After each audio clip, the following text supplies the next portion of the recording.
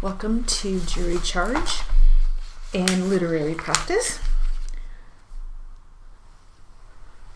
Let's carry on with this jury charge we started before about, it was regarding an accident. Here we go.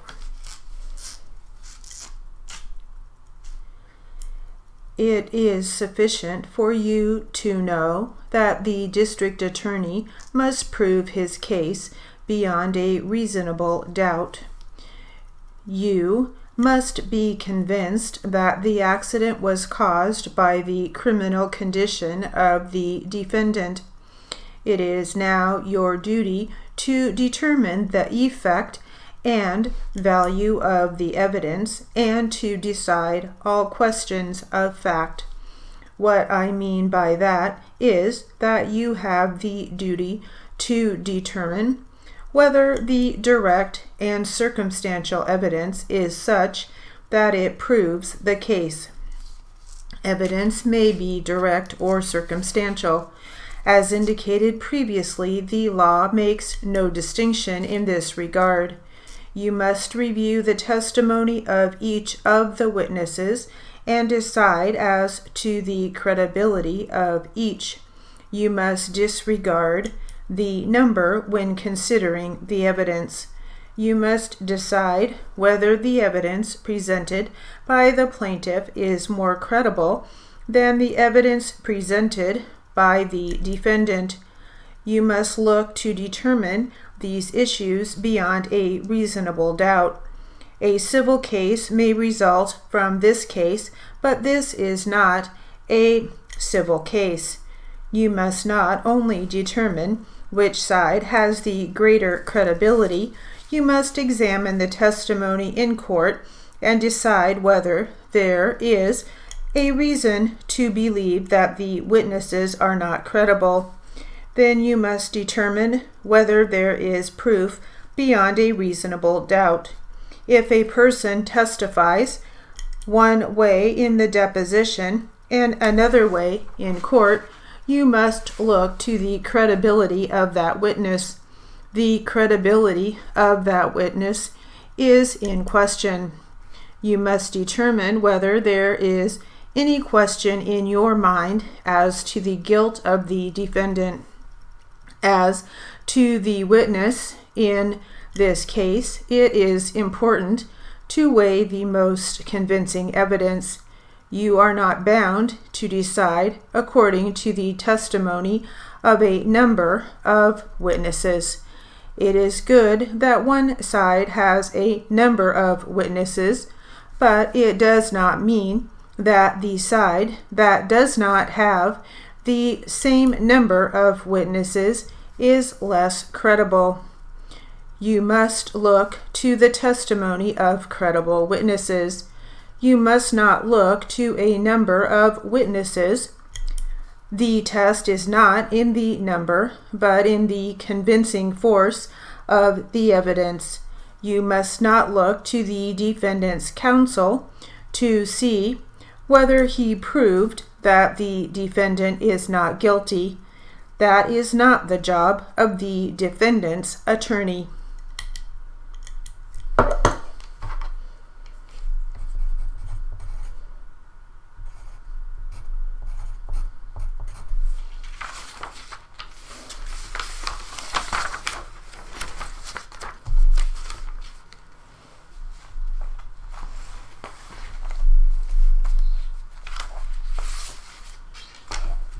Now let's read a little more of our article from the NCRA magazine. This article is on wellness.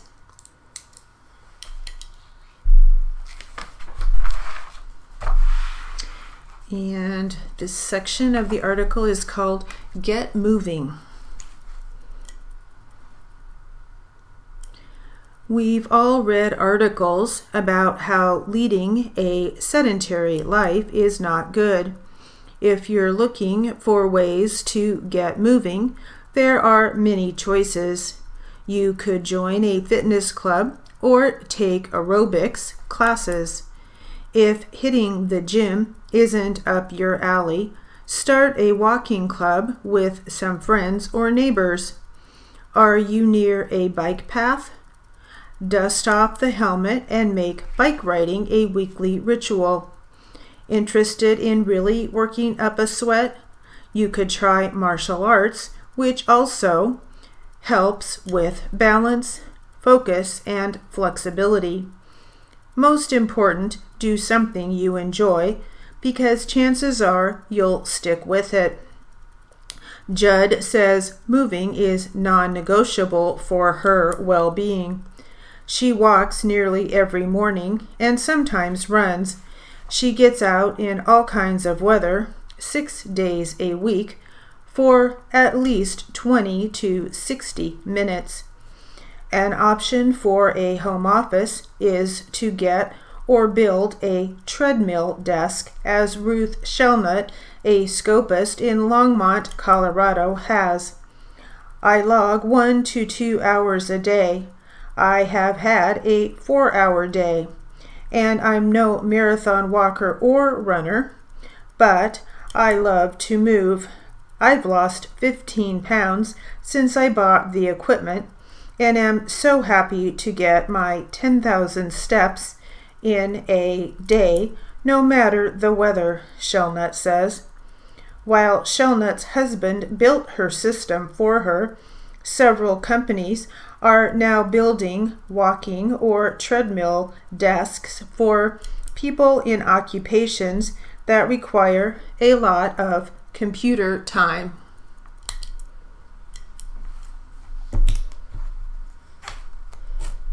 So there's another thought.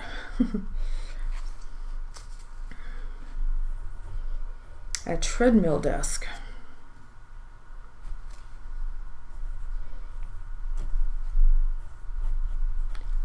But the main thing is get moving, it says, right? Doesn't have to be with a treadmill desk, but get moving. All right, so we'll continue with that article another time. Let's work on some jury charge. This is one we've been reading, and we have Commonwealth of Pennsylvania. Commonwealth, they say Commonwealth often, although this little section now that we're going to read may not have it in there. Let me see if there's anything else in this part. It doesn't look like it. Doesn't look like there's anything too challenging in this section, so we'll give it a try. Here we go. Ladies and gentlemen of the jury, I emphasize that counsel's personal beliefs as to guilt or innocence, or as to other undecided questions, are irrelevant and immaterial and should not be considered.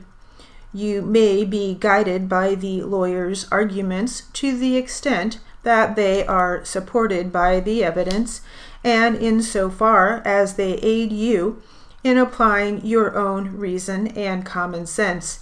However, you are not required to accept the arguments of either lawyer. It is for you, and you alone, to decide the case based on the evidence as it was presented and in accordance with these instructions. The evidence in this case is of two different types.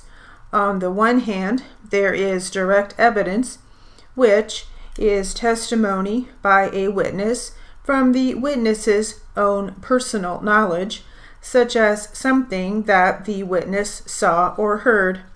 The other type of evidence is circumstantial evidence, which is testimony and facts which point to the existence of other facts which are in question. You should recognize that it is sometimes necessary to rely upon circumstantial evidence in criminal cases.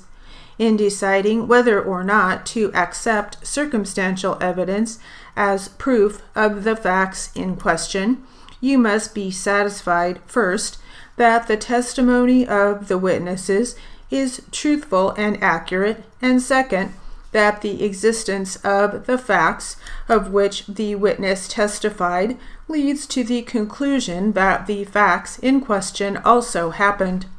Circumstantial evidence alone may be sufficient to prove a defendant's guilt. If there are several separate pieces of circumstantial evidence, it is not necessary that each piece, standing separately, convince you of the defendant's guilt beyond a reasonable doubt. Before you may find him guilty, all the evidence together must convince you of his guilt beyond a reasonable doubt.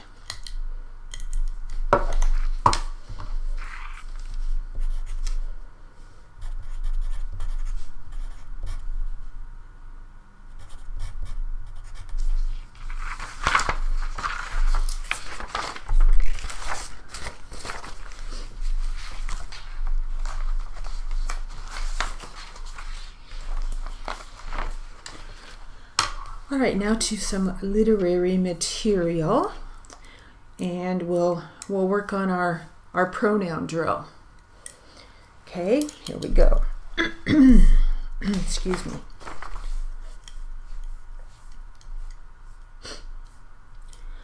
We must pay close attention to the difference in a stroke between who is and whose to say when you hear the word I, to stroke the word you or he, and it is easy when what you hear is he, to stroke the word I or you. What's easy for you to do is to hear you and stroke I or he.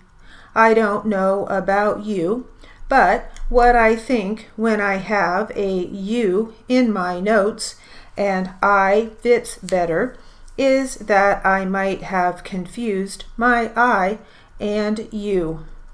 Do you find that is the case with you too? That's what I find when there is a he in my notes and I or you fits better. I think there's something wrong here, and that's when I decide to straighten out which stroke is which word. When what I hear is a you, I want the you in my notes, not an I or a he. I practice these pronouns because I tend to shadow my notes when I push my speed. I will be happy, and I'm sure you will be happy too, when what we write is what we hear, such as you for you, I for I, this for this, that for that, who, what, when, where, how, and why, for who, what, when, where, how, and why.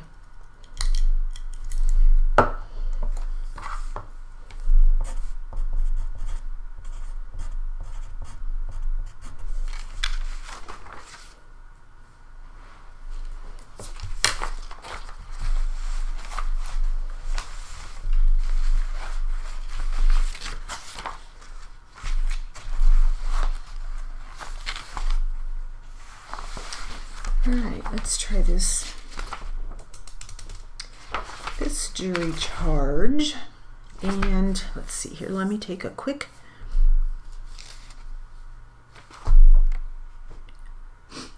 look. Let's see. Accomplices.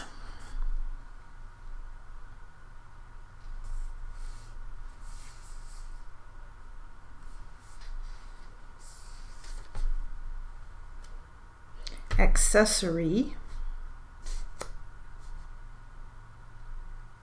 commission,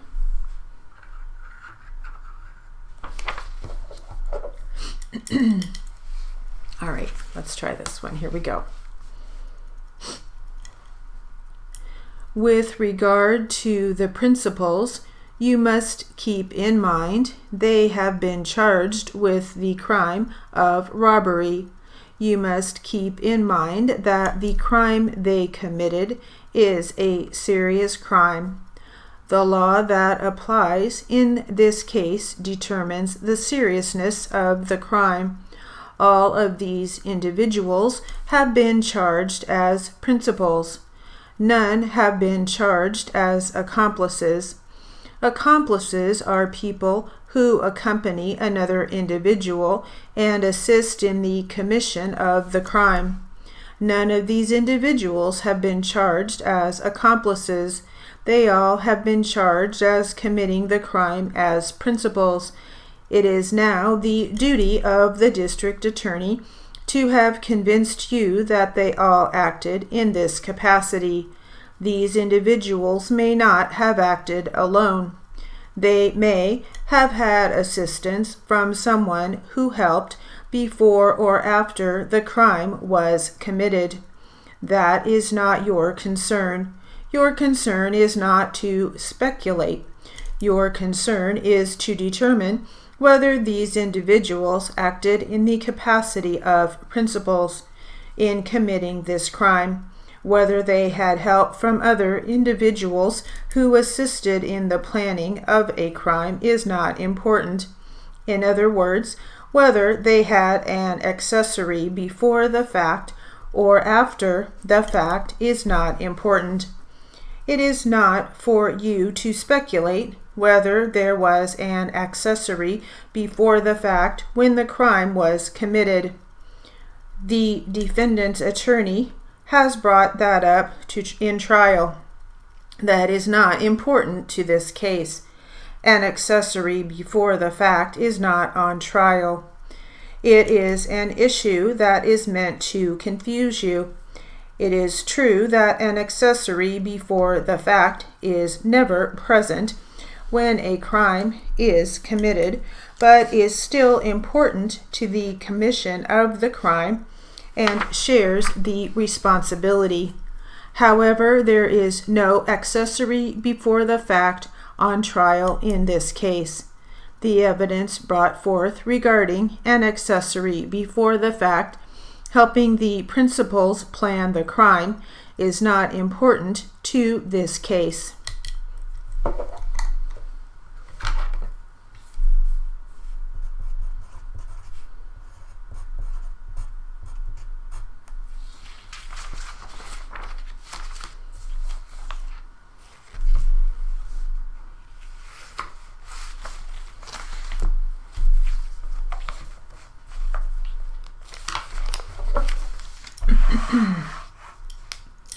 All right, let's do a little bit more from our article on wellness.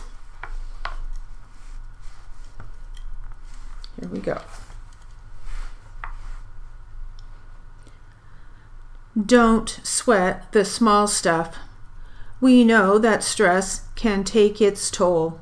Some symptoms of stress can include headaches, lack of sleep, aches and pains, forgetfulness, and anxiety.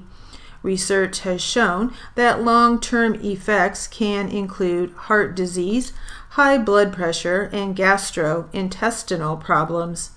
There are many great ways to reduce stress in your life. Exercising, spending time with family, meeting with friends, and meditating are just a few. Also, the way you handle crazy deadlines, a heavy workload, and general stress in your life, such as bad traffic and life-changing events, can make a world of difference. Letting go of things you can't control helps when dealing with stress in your life. Eat right. Your personal well-being doesn't just mean taking care of your body and learning how to cope with stress. It also includes eating right.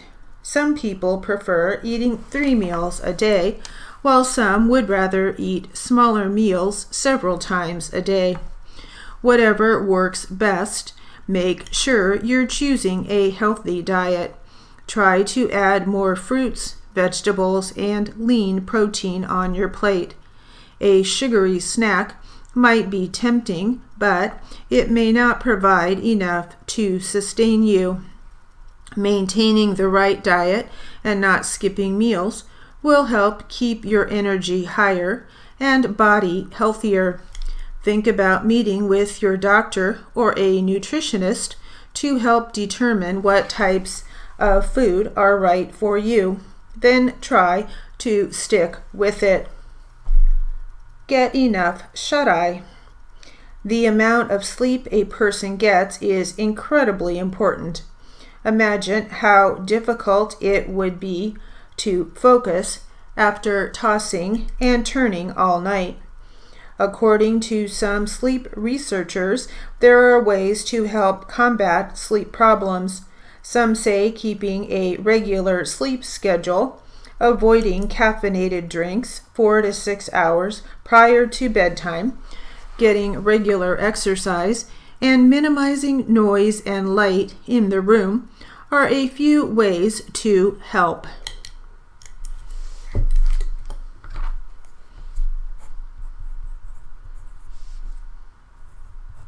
All right, that will conclude our literary and jury charge practice, and get some sleep.